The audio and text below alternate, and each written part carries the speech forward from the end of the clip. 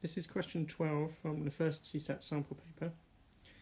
We're looking at the numbers n between 0 and 9, so the digits, and we're asked how many integers between 0 and 999 are there that have n as the sum of their digits. So for instance, if we had the number 123, the sum of its digits would be 6, so that would count towards the number whose digit sum is 6.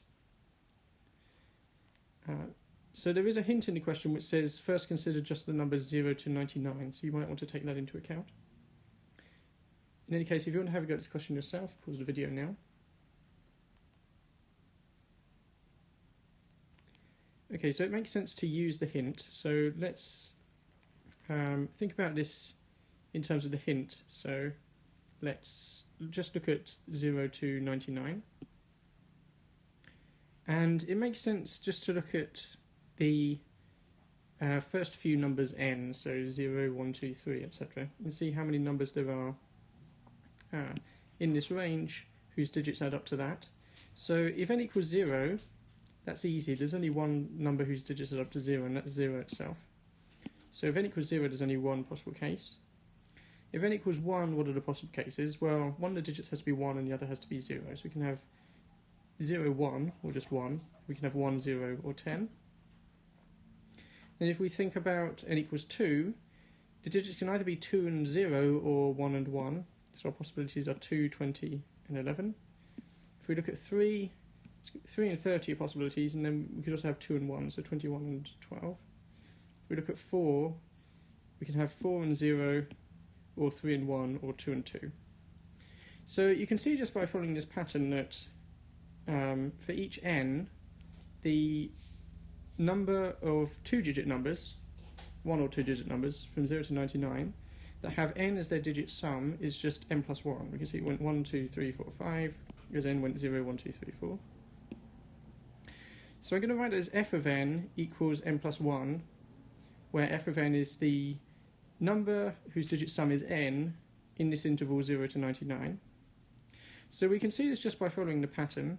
We might want to think about why it's true though. Why is it true? And the reason basically is it helps to think of these single digit numbers as 0, 1, 0, 2, 0, 3, etc. Because then what's happening, if I choose, it's easy with the larger numbers, so if I choose n equals 4, these aren't necessarily in the best order to look at, but suppose I call this 0, 4, and this starts with 0, this starts with 1, this starts with 2, this starts with 3, this starts with 4. If we go back and look at n equals 3, this starts with 0, 1, 2, 3. So you can see I'm picking the first digit from 0 to n itself, and then the second digit is fixed. So I've written an explanation here. If we look at the possible first digits, which I'm calling k, so those could be anything from 0 up to n, then if we take the first digit to be k, and the second one has to be n minus k, these are both numbers between 0 and 9, and that gives us exactly one number in this range between 0 and 99. And there's n plus 1 of these because we've got the numbers 0, 1, 2, 3, 4, etc. up to n. So there's 1 to n, which is n numbers, and then 0, which is the n plus 1th. So we can see there's going to be n plus 1 possibilities. So now let's go and look at the case where there's 3 digits.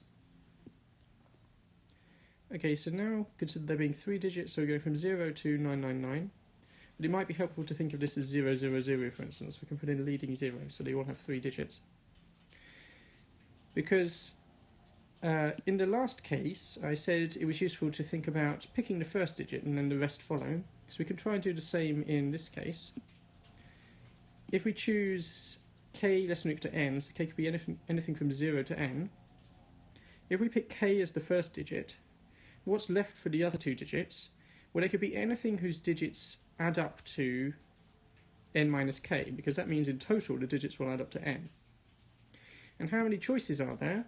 Well, now we're looking at a two-digit number here whose digits add up to n minus k, so we're just looking at what I called fn minus k before, so the number of two-digit numbers whose digits add up to n minus k, and we just said that was basically n minus k plus 1. So we're picking k equals 0, 1, 2, etc. all the way up to n, and then this is going to be decreasing, so when k is 0 this is just f of n, and it's going to go f of n minus 1, etc., all the way down to f of 0 when we pick k equals n.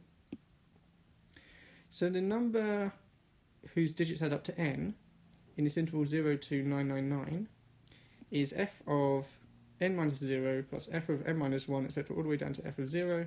We could write it the other way around as f of 0 plus f of 1 plus f of 2, etc., all the way up to f of n.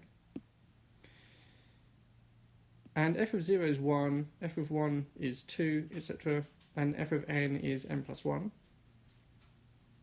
So I've just changed the order here to make them increasing. But these lines are the same. So now we want to work out what this is, but that's not too difficult because this is just it's an arithmetic sequence, but it's even easier than that. This is the n plus 1th triangular number. So you should know the sum from 1 to n is a half n plus 1, and this is the same, but it goes up to n plus 1 instead. So instead of n in that formula, we use n plus 1. So we get a half n plus 1, n plus 2. And this is going to be our final answer because this doesn't really simplify. We might just want to check this works for small values of n. So it's easy enough to check for n equals 0. Here you get 1 times 2 times a half is just 1. And that makes sense because there's only one number that works, which is 0. Bear in mind, it's not completely guaranteed to work for 0 and 1. In any case, you normally want to check those separately anyway, just because they might be special cases. But it turns out to work for this formula. If we check n equals 1, what happens? We get 2 times 3 times a half is 3. And what are those three numbers? They're 1, 10, and 100. We check n equals 2, we get 3 times 4 times a half is 6. What are those 6 numbers? Well, we can have 2, 20, and 200. And we can also have a 0 and 2 1s in any orders. We can have 11, or 101, or 110. So those are our 6 options. So you can keep checking if you want to, but this is the correct formula, so this is our final answer.